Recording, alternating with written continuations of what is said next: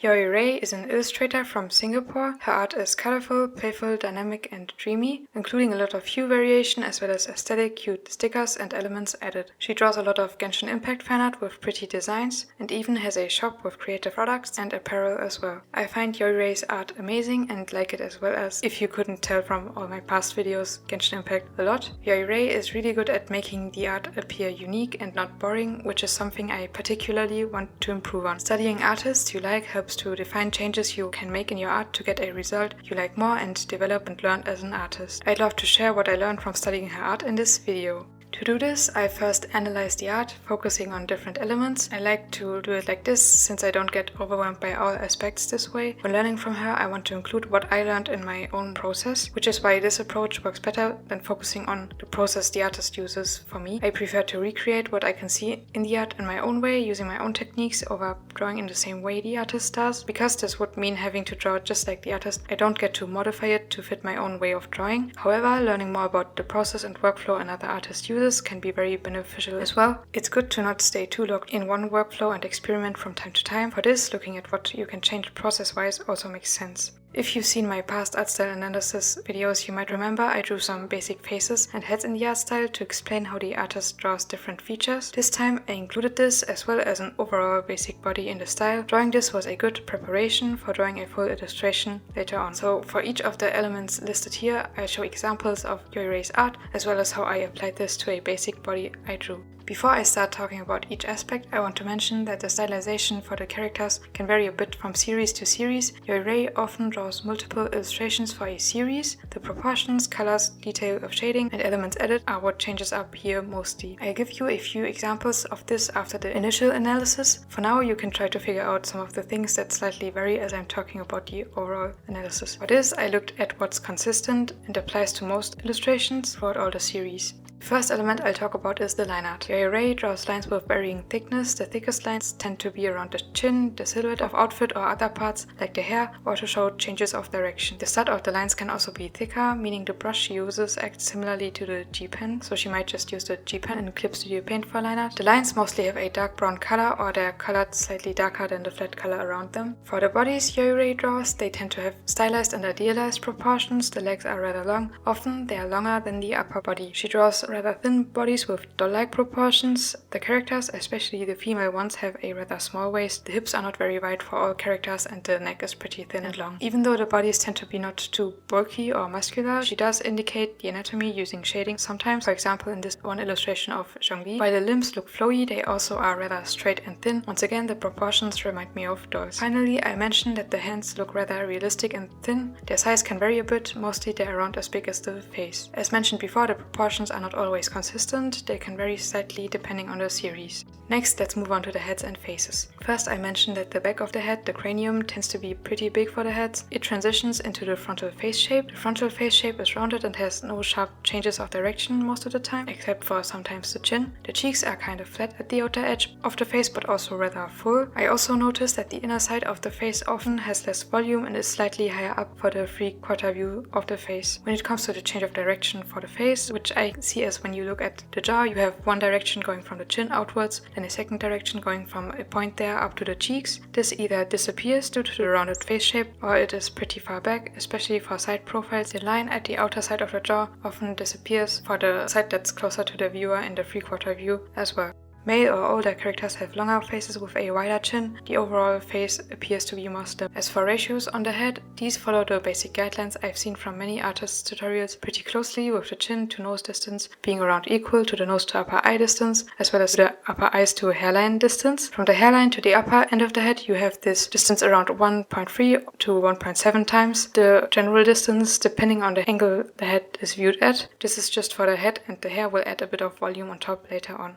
The noses Yeurei draws often appear small on the face since they don't have a heavy, big outline. Overall, the noses are portrayed either through one or two lines or a shadow or light. Often these are combined as well. Most of the time there is some light or shadow on the nose. At times the stand replaces the nose line. The nose mostly has two changes of direction or just one, especially for more frontal facing heads or younger female characters. For male and older characters you have a bit more defined nose, portrayed through longer lines and sometimes a nostril. Lastly, for side profiles the nose appears pretty pointy. Similarly, Finally, to the nose, the mouth Yeurei draws appears pretty small on the face. The inner parts of the mouth tend to be saturated. Teeth are portrayed with lines and the corner teeth can be edgy. Most characters have slight lip gloss or shaded lips, which can include a highlight. Next, let's talk about the eyebrows. They most of the time are not outlined and appear as flowy rounded long lines that are often a bit high on the face. They are thinner than for the original character designs mostly. This all gives the characters a more gentle look. Now we move on to the eyes. They are placed around half or slightly below half of the face and around one eye or a bit further apart.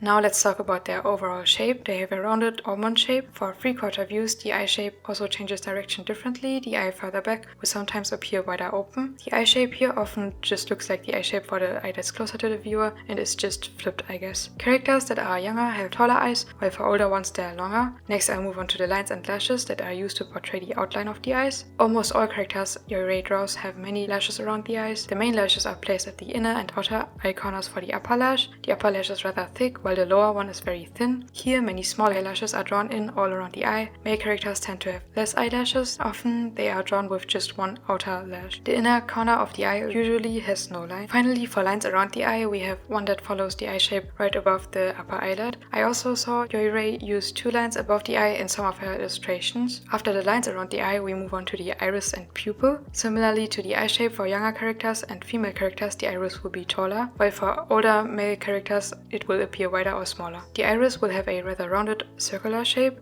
and here are the layers I would use to shade the iris so it looks similar to Yeurei's art.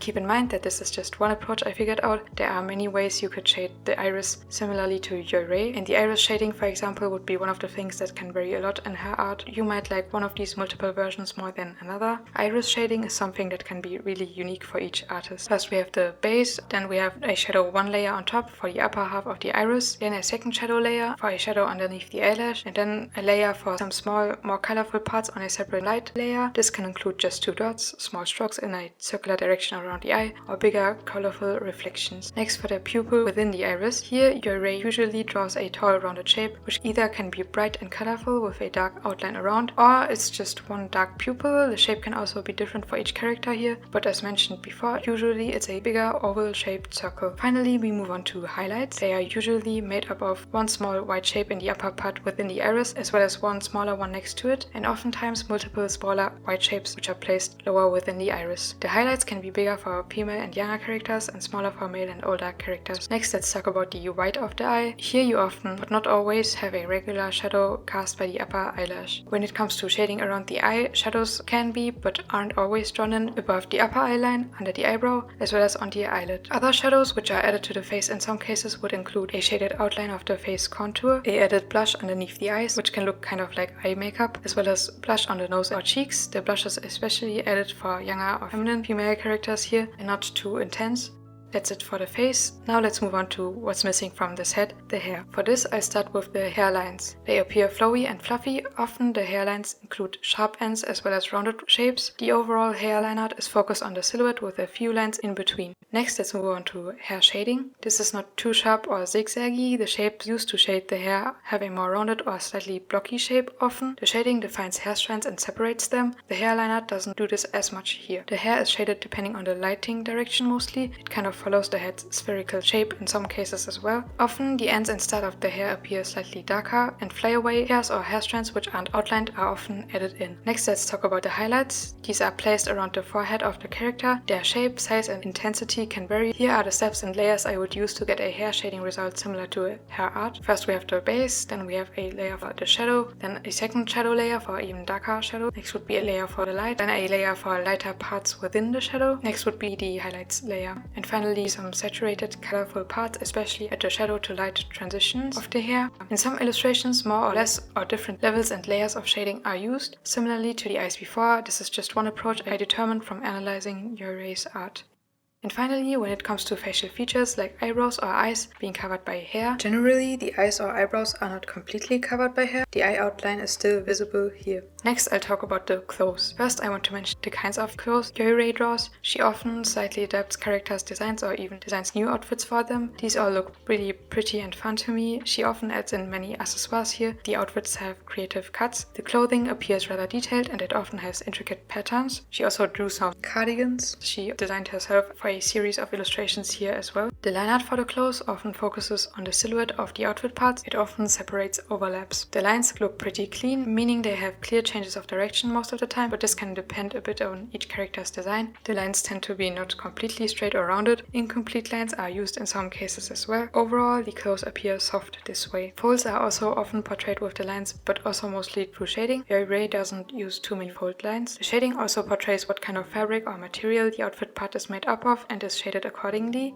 I'll talk more about the shading after the next aspect, which would be the colors. These are often tinted in one hue depending on the lighting. For a lot of Yeurei's illustrations, an analogous color scheme with a few pops of other colors, especially for the elements added to them or the background, is used. The palettes usually tend to be inspired by the design of the character she is drawing. Often one underlying main color is used. Overall, her art has a rather warm pinkish or golden undertone. The colors are pretty saturated, but also slightly pastel-y. Now it's time to talk about shading. Overall, many of especially her recent illustrations are mostly in shadow, and this makes them pretty special. She uses some nice contrasts with the lighting and brings attention to parts by having them be in light. You'll often have a small area of light on the characters' faces, for example. Yeurei also likes to make use of saturated parts and borders for shading. Her shading includes some hue variation, a watercolor look with the way she blends some shadows at the edges, as well as the hue variation is achieved here as well. Many shadow shapes are not just determined by the direction of light or the body part's form, for example. The shapes can be a bit more playful here. Some small random strands of lighting or small lights are added often as well. All of this makes the shadows look a bit dreamy and fantastical, kind of like the character is underwater or in a very cloudy area. The detail of the overall shading can vary from illustration to illustration again, and for the skin this is the case as well. In some illustrations you will basically have just two skin shadow colors, one brighter and one darker one, while for other ones, like this Kokumi one, here for example blue overlay parts are added in as well. Also keep in mind, as I mentioned for the clothes, not all clothing shadows have to make sense and follow the folds of the outfit piece clearly. I also looked at some of her time lapses, and what stood out to me here was that for one, she often paints a rough color block in first, then she makes selections of the different parts, fills them in with colors and shades each part accordingly. The second thing is that she often shades with one color at a time, meaning she likes to focus on one color and in many cases parts of the character at once, and to me this makes the whole shading process less overwhelming. I broke down how she shaded this one outfit piece of Kitching, and here is a basic shading system I determined from this. The layers you'd have would include the base, then shadow 1, and for this you take the base color, shift the hue to blue, add a lot more saturation and some value, and you have the shadow 1 color. Then you have the shadow 2 layer. For this you take the base color and shift the hue to pink so it's warmer, and then you add some saturation and some value. Then you have the shadow 2 color. Finally you also have a shadow 3 layer. For this you again take the base color and shift the hue to blue this time again, and you add a lot more saturation and also a lot more value so it's a lot darker. From this you then have the shadow 3 color, and finally you also have a light layer, and for this you take the base color and you shift the hue to a lighting color you choose. Often for Yeurei this tends to be pink, blue or yellow, and then you decrease the saturation and value and you have your lighting color. This also explains how she uses hue variation. One of the shadow colors is warm while the other ones are cool. When I say shifting to blue for purple here, you can also take this as a general rule to shift the colors into a colder direction when shading, and shift to pink would be shifting the color to a warmer direction when shading. When shading myself, I would determine the base color and the shadows or lighting colors according to the guides. Then I'd pick areas to fill in for each shadow color and fill them in. Afterwards, I would adjust and blend some shadows. You can keep in mind that shadow 1 is the basic brightest shadow. Here you can include all parts you would like to be in shadow. Shadow 2 is for areas within shadow 1 that you want to be slightly darker, where you want a bit of interest. And shadow 3 is for the darkest parts, for example at arm creases or right underneath an accessoire, areas where almost no light would get to. And of course, all the shadow colors will depend on the lighting, intensity and direction you choose. The final aspect I'll talk about are the extra effects or what stands out. First, let's talk about backgrounds. These tend to either be a gradient, a pattern, a full painted scene, a sky or a dreamscape-like place. All of them look rather dreamy and are drawn without lines most of the time. And finally, for effects added, we have very small tiny highlights and sparkles, particles or rainbow sparkles and reflections. Then elements like bubbles, flowers, petals or butterflies. These are often playing around, creating a bit more dynamicness. Water is another element that is often used here. And finally, we'd also have cute stickers for some series.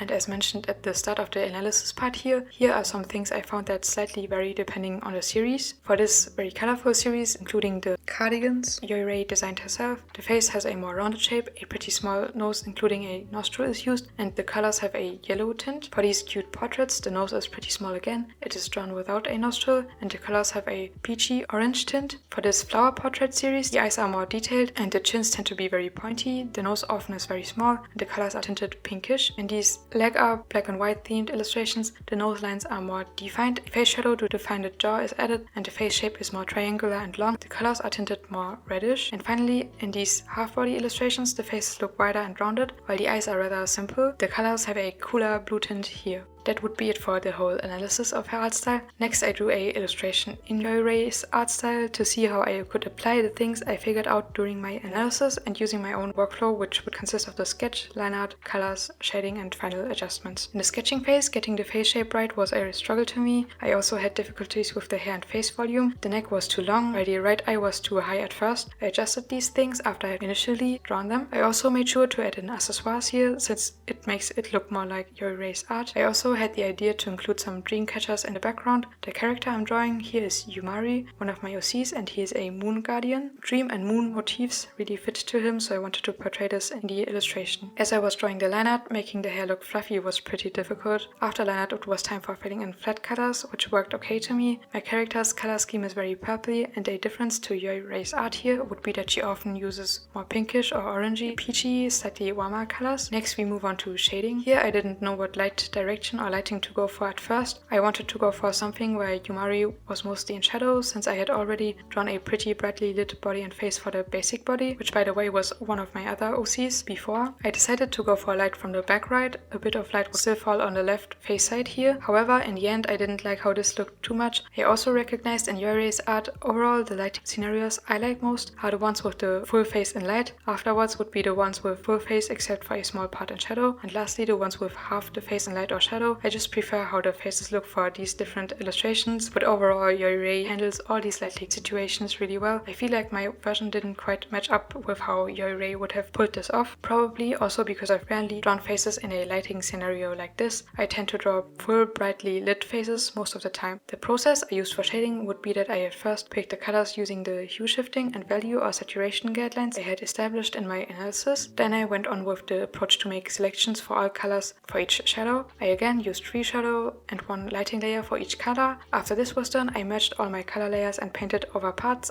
I also blended out a lot of shadows here. Finally, I adjusted the eyes and finished their background. Here I added in flying moons as well as the dream catchers. I'm not sure if including both these elements is too much or if just going with one of them looks better. You can let me know your thoughts in the comments. I also decided to experiment a bit more with lighting when painting over the art after shading, and here are 3 different versions for the face shading. Let me know which one you like most. Oh, and I also added in fingernails in the end, which I forgot to do at first, and this is how my illustration using the features I had determined from analyzing Yeureis art turned out. Here are some things that turned out differently from her art to me and things I would want to improve on. Some of my lines are slightly thicker. My illustration doesn't look as dynamic and lively as her art. The hair looks more simple and not as fluffy. I also feel like the face shading in my illustration turned out differently than how she would have drawn it. The clothes don't look as detailed and the folds as soft and believable, and the accessoires look less detailed than in her art. The things that I personally really want to be inspired by most in Yeureis art would include the eyes, the hair, the clothes and accessoires, the lighting and shading, as well as the colors, atmosphere, and finally the effects that are added. From all of this, I determined that I want to focus more on improving drawing fluffy hair, drawing more detailed clothes and accessoires, using various colors to shade, trying out more different lighting scenarios, especially for faces, and adding small effects to make the art more aesthetic and visually appealing. Flowiness and dynamicness is also something I saw Yeurei use very well in her own art, and I want to find my own way of implementing this as well.